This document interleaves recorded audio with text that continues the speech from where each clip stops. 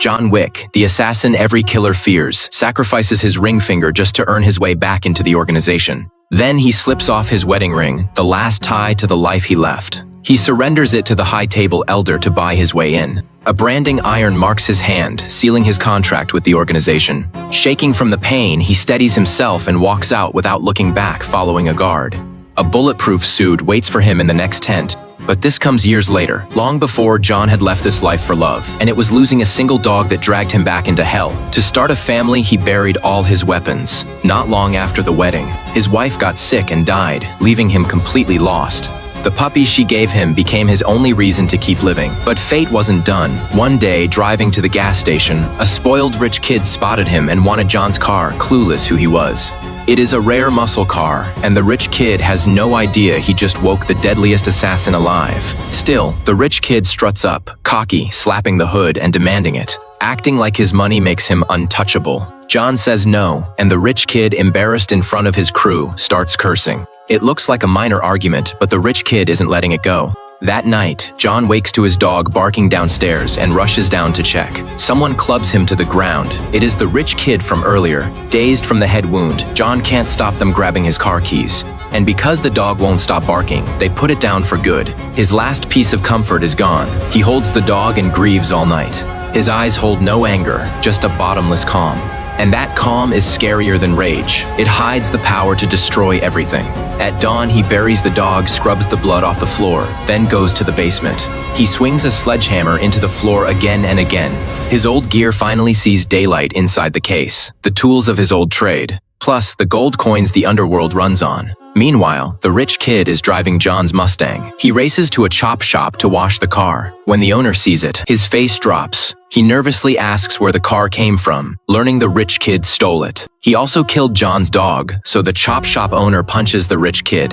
A goon puts a gun to his head, but the chop shop owner doesn't flinch. The rich kid throws out a threat and storms off with his crew. Soon, John drives straight to the shop where the owner sits waiting. To save his own neck, he pours John a drink. He spills it all. The kid is Russian mob boss, Viggo's only son. John lets the owner off, borrows a car, and drives away. After John leaves, Viggo calls the shop, ready to chew the owner out. But once he hears why, he loses his cool. Seems the brat hasn't been hit enough. He calls his son back fast. He beats him on sight, but the son still has no idea. Then Viggo's words make him realize what kind of killer he just crossed. Out of options, Viggo calls John and begs him to let it go. John says nothing and hangs up. His answer is loud and clear. To save his son's life, Viggo decides to strike first. That night, he sends 12 hitmen to John's house. John's already in his bulletproof suit, calm as the ambush closes in around him. He readies himself, focused and still, a habit from years of surviving ambushes. He blocks out everything but the fight ahead. Then John grabs his weapon. He kills the lights and hunts all 12 down one by one in the dark. John calmly drops 12 gold coins to book a cleanup crew. These are specialists who make every trace of trouble vanish, and they work fast. Everything is cleared away, and the place looks untouched again. Meanwhile, mob boss Viggo hears the hit failed and starts Plan B. Now he posts a bounty on John to every killer. Whoever takes John's head walks away with $2 million. Then he plants his son at a club called Red Circle. It is all bait to draw John out, but cautious as ever. That afternoon, he tracks down top sniper Marcus, who is also John's close friend. Meanwhile, John, hunting for where the son is hiding, drives to the Continental Hotel. It is a place where assassins get rooms, trade intel, and gear up. The hotel has one strict rule. Once you step inside, no guns, no violence.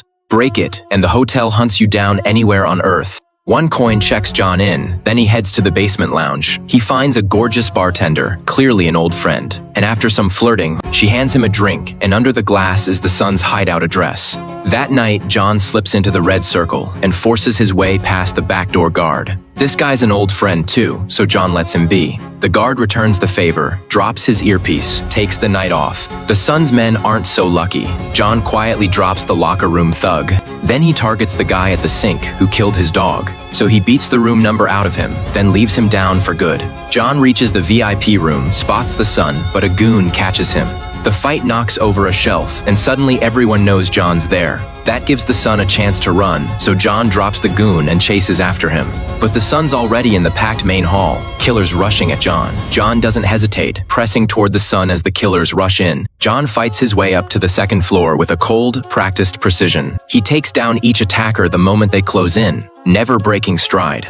And the men who fall behind him never get back up. John's unstoppable, but the son's men keep throwing themselves in to cover him, and he reaches a car out front and escapes. John, swarmed by dozens, takes a gut shot but escapes and makes it back to the Continental.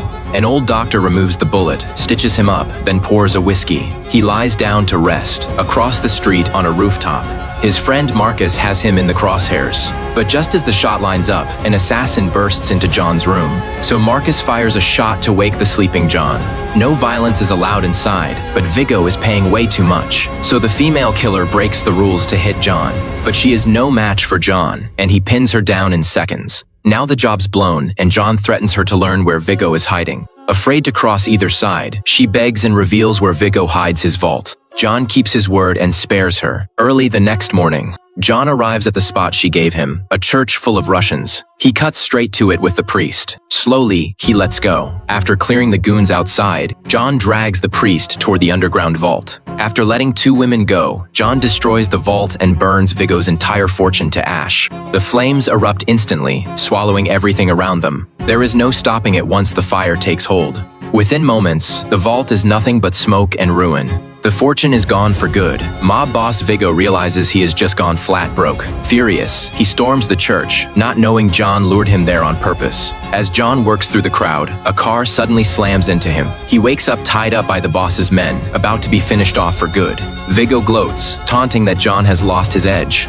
He says John blew $1 billion empire over a dumb dog and a beat-up car. He orders 2 henchmen to make John pay with his life. Then he walks off, leaving his men to finish John off. But Marcus fires from a distance. Villains always talk too much. After taking out the last gunman, John cuts through a shortcut to block the boss. To save himself, Viggo instantly sells out his own son's hideout. Inside the safe house, the son's chilling on video games, clueless John's already coming.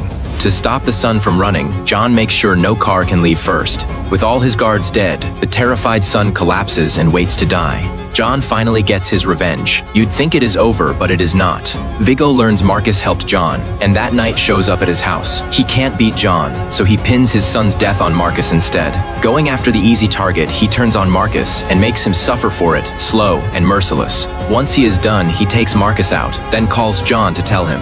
He is bold because he already booked a private jet to skip town.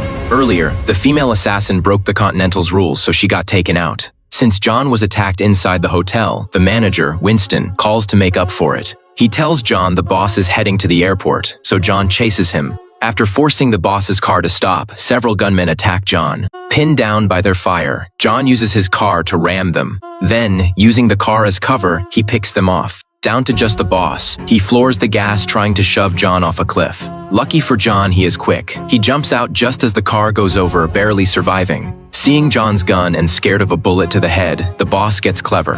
He dares John to fight hand-to-hand, hoping for a chance to win. John just tosses the gun and goes at him bare-handed. But the boss pulls a knife. John takes it in the gut, then rips it out. He turns the blade on the boss, a finishing strike, leaving him to fade in the pouring rain. John staggers into an animal clinic and stitches himself up. Before he leaves, a dog catches his eye, and the two start a new life together.